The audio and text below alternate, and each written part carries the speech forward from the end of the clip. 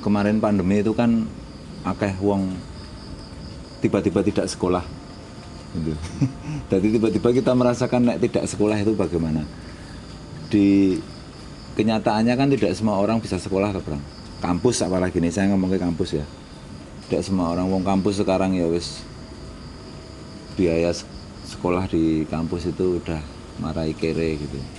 Nah, sedangkan pasti di antara sekian banyak orang yang tidak beruntung sekolah di kampus, kuwi sakjane potensinya besar gitu.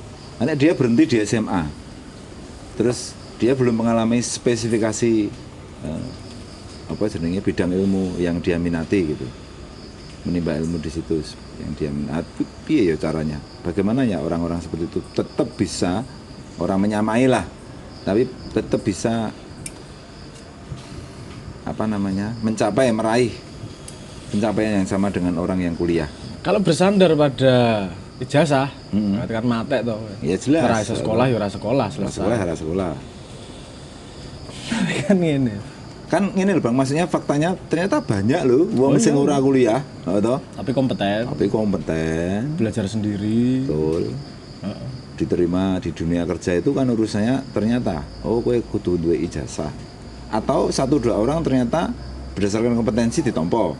Ning kan ora kuwi 1 di antara 1000. Akhirnya ente-enteane ya adalah entrepreneurship.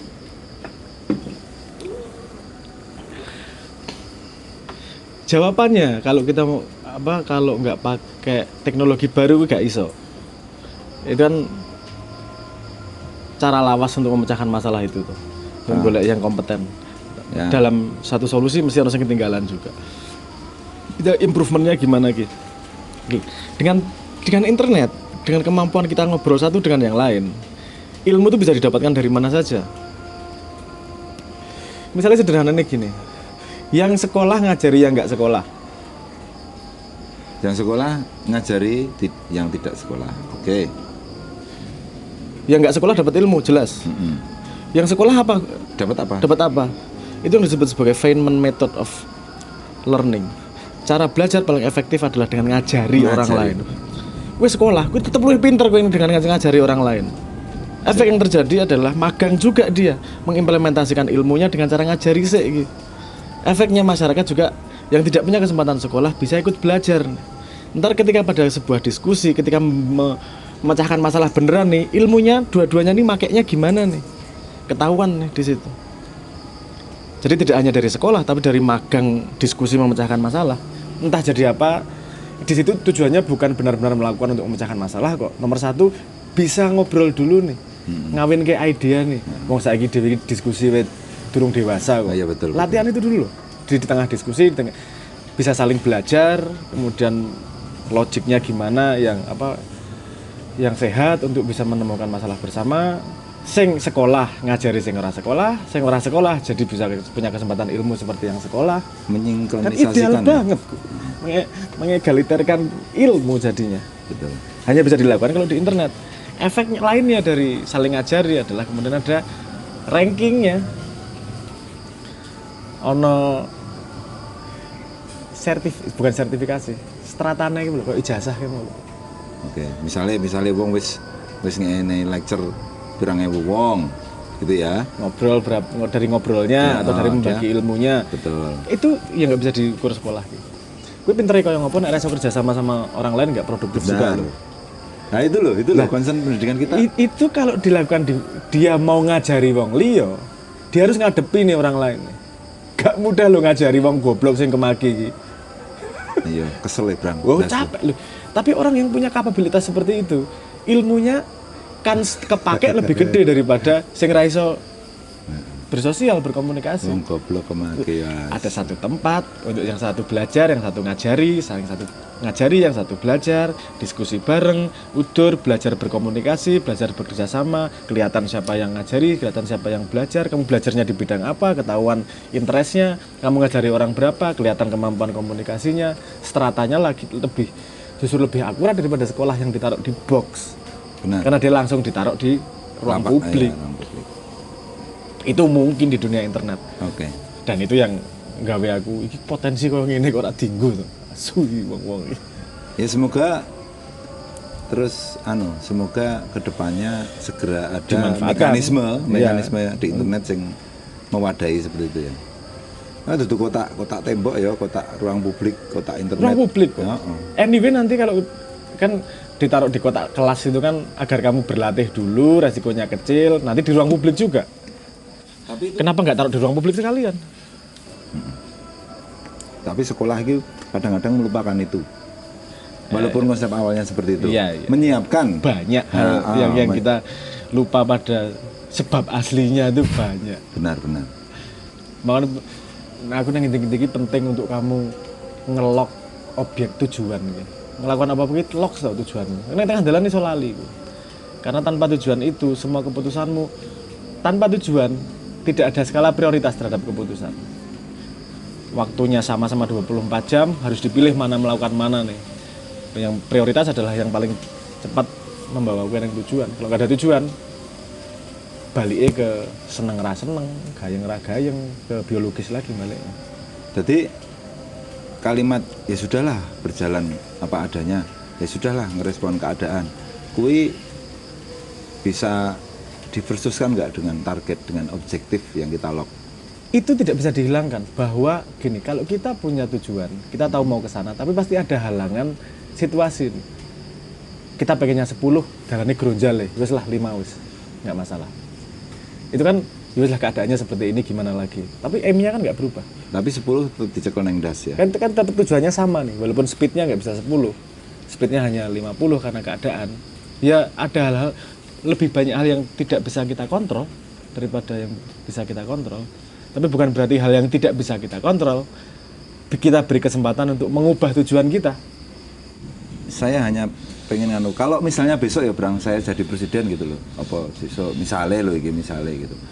Apa ya yang harus saya lakukan untuk membuat semua potensi siswa atau semua potensi anak-anak yang belajar itu tidak hilang, tidak mempunyai kesempatan yang belang-belang, semua mendapat kesempatan yang sama untuk belajar.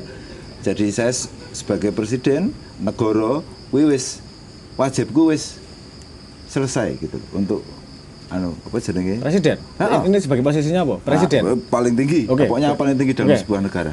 Apa yang harus saya lakukan? Nah, presiden dalam tinggi sebuah negara, dia nggak bisa ngomong masalah pendidikan sendiri.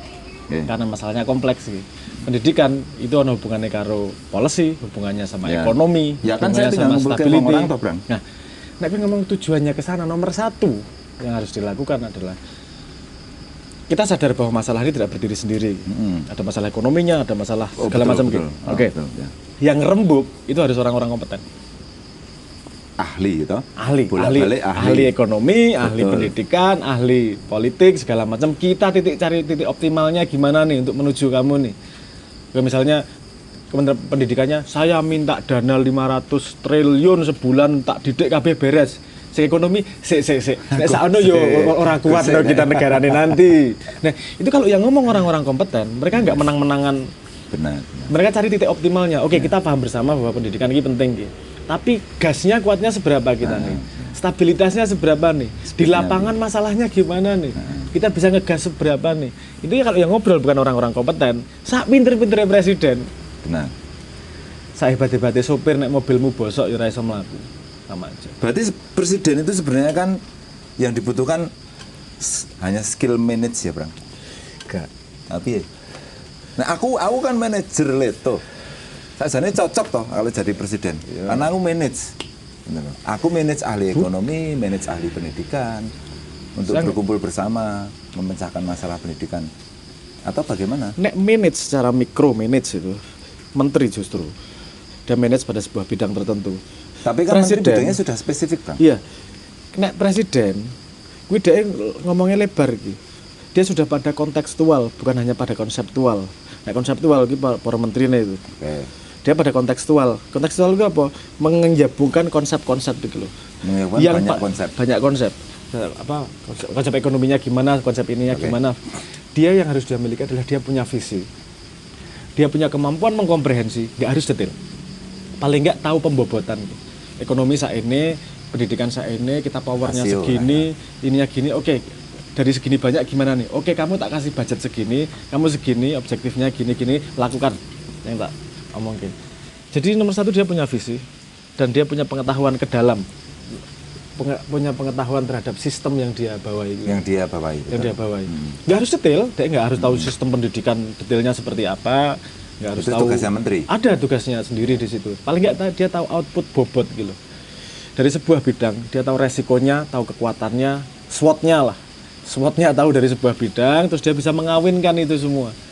Gimana cari titik optimalnya? Dan itu kompleks. Makanya presiden gue kudu pinter. Kudu pinter. Pinter banget. Pinternya tuh bukan pinter spesialis. Pinternya pinter generalis. Nah, Justru itu. justru generalis. Seorang presiden itu kudu duwe bayangan negaraku selawe tahun ke depan, 50 tahun Minimal ke depan. 25 ke depan. Ya. Kan paling enggak kudu duwe bayangan gitu. Selawe tahun meneh, ini negaraku mau tak bawa kemana? Akhirnya tak kumpulke ahli-ahli. Mau tak bawa kemana? Dan dia tahu kekuatan yang ada sekarang. Untuk Jaraknya seberapa? Apakah mungkin ngegas? Optimalnya di mana? Nah itu presiden. gak bisa dididik itu. Ya wes tak Ya, batalkan. nggak enak ngomong gue. Semua orang bisa jadi presiden, bullshit. Oh, bisa mencalonkan diri jadi presiden. Presiden, oke. Itu. Semua orang bisa jadi presiden, bener. Tapi jadi presiden yang baik dan efektif tidak semua orang. Iya. Oh, saya aja Oke, bisa tak bener mengundurkan ke. diri, oh, ini tadi. Oh, ya, tak bener ke. Saya nggak bisa. Ternyata saya nggak bisa jadi presiden. Oke, apik gue. Jadi dia kudu paham semua. Minimal paham sedikit pada banyak hal. Jadi kalau Mbah Nun itu nenek Mak Ian kan ngomong berang. Banyak hal, Tahu banyak pada sedikit hal. tahu banyak hal pada sedikit hal, Tahu banyak pada sedikit hal. Pada sedikit spesialis. Tahu sedikit pada banyak hal, pada banyak generalis. Tahu banyak pada Banyak hal. wali wi. Ya Mesiah. Maksudnya yo kuwi nek ngomong neng kuwi wong spesial sing kudu karo negara di dadai tenan itu. Ya, Yang itu keempat yang paling adalah- jarang itu. Yang keempat adalah tahu sedikit pada sedikit hal. Nah, ya kuwi sing paling Itu netizen. Pas. Jadi kita ini sudah pas itu. Gitu. Tinggal bagaimana atau siapa bisa manage. Oke, sip. Sudah cukup. Matur nuwun, Brang.